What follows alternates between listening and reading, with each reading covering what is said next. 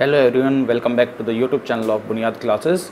In this series, we will discuss some previous year questions of CSIR NET JRF. तो आज हम discuss करेंगे CSIR NET JRF 2019 दिसंबर 2019 के previous year के कुछ लीनियर अलजेब्रा के question.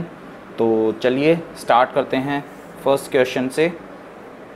First question is question ID is 18798011768. The question is let A be the matrix. A एक आपको मैट्रिक्स दे रखी है, that is A is equals to 2 0 5 1 2 3 minus 1 5 1 and the system of linear equation दे दिया AX is equals to y। हमें ये बताना है कि किस किस y के कॉरेस्पॉन्डिंग सॉल्यूशंस इस सिस्टम के एग्जिस्ट करेंगे और किस y के कॉरेस्पॉन्डिंग सिस्टम के सॉल्यूशन एग्जिस्ट नहीं करेंगे। तो इसके लिए सबसे पहले सिंपल सा काम करते हैं, a का डिटर्मिनेंट निकालते हैं। Determinant of a, let us find the determinant of a। Now determinant of a is equals to determinant of 2 0 5 1 2 3 minus 1 5 1। हम इसको एक्सपेंड कर देते हैं about first row, then this will be equals to 2 into 1 2 minus 5 into 3 15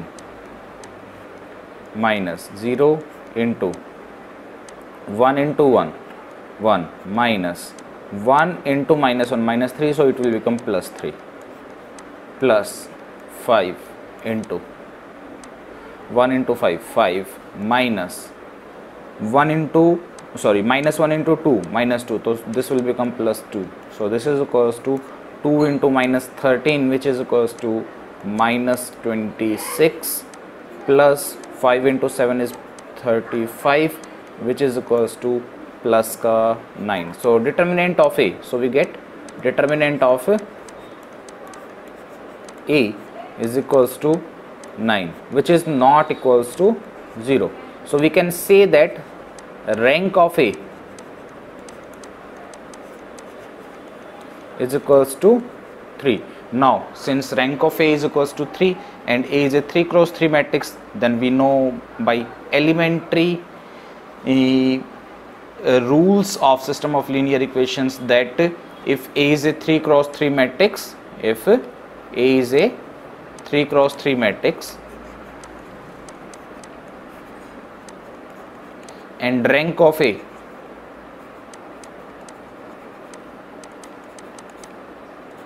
is equals to 3, then for every y belonging to R cube we have a unique solution of the system AX is equals to y. So let us go to the question. First option is saying only for मतलब सिर्फ इन vectors के corresponding जो x00 type के हैं इनके corresponding ही आपका solution exist करेगा। गलत फर्स्ट ऑप्शन। सेकंड, सिर्फ इस तरह के y के कॉरेस्पॉन्डिंग ये भी गलत, सिर्फ इस तरह के y के कॉरेस्पॉन्डिंग ये भी गलत। For all y belonging to R cube, so this is the right answer. So the right answer for this question is for all y belonging to R cube we have a unique solution of the system AX is equals to y. Clear? So next let us go to second question, that is again a very similar question. क्या कह रहा है, for t belonging to R he defines a matrix MT which is equals to 1t 0 1 1t square 0 1 1. Which of following statements is true?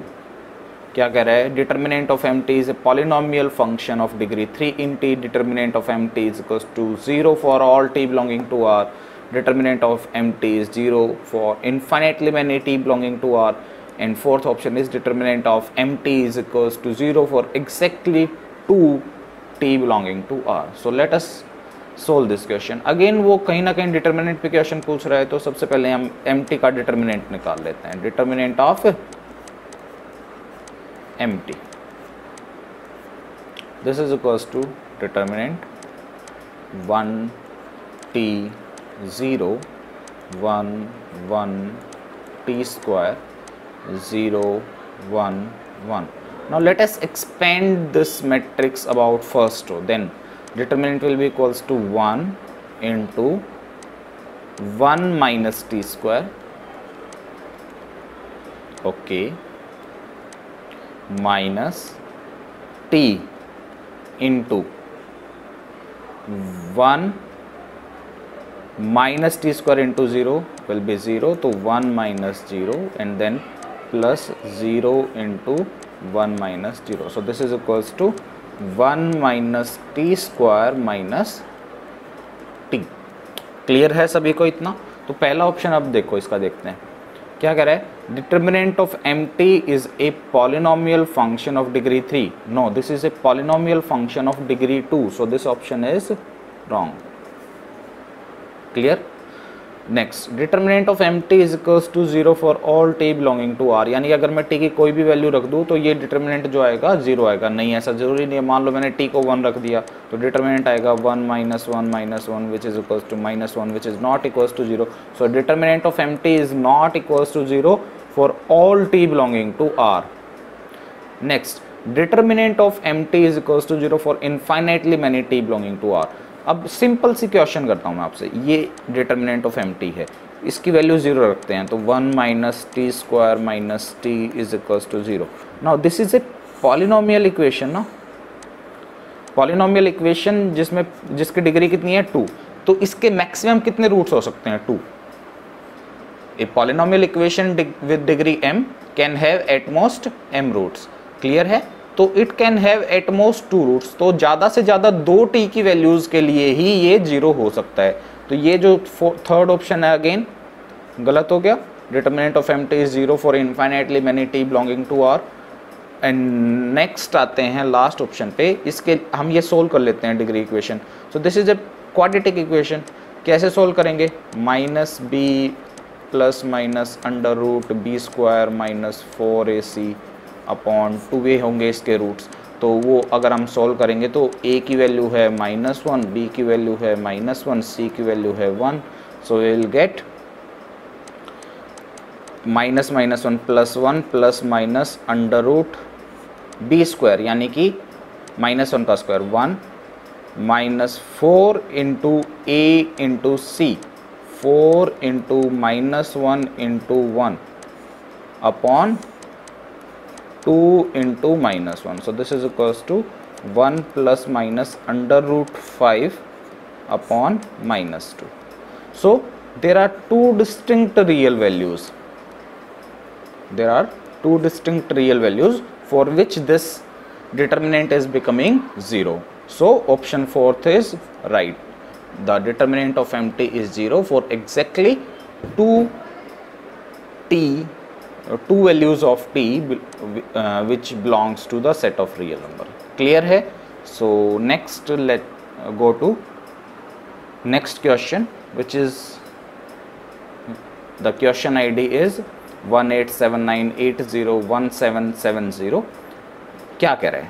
Let V be a vector space of dimension 3 over R. ठीक है. T is a linear transformation from V to V.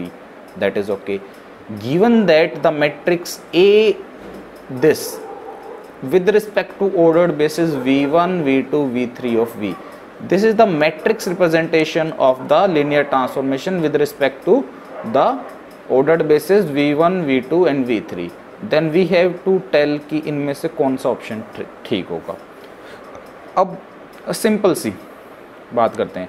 Matrix representation जब हम V1, V2, V3 के with respect to किसी भी transformation की निकालेंगे तो क्या करेंगे? सबसे पहले T ऑफ V1 निकालेंगे and then write it as a linear combination of V1, V2, V3. से alpha V1 plus beta V2 plus gamma V3. And then we write these coefficient alpha, beta and gamma as the first column of the matrix.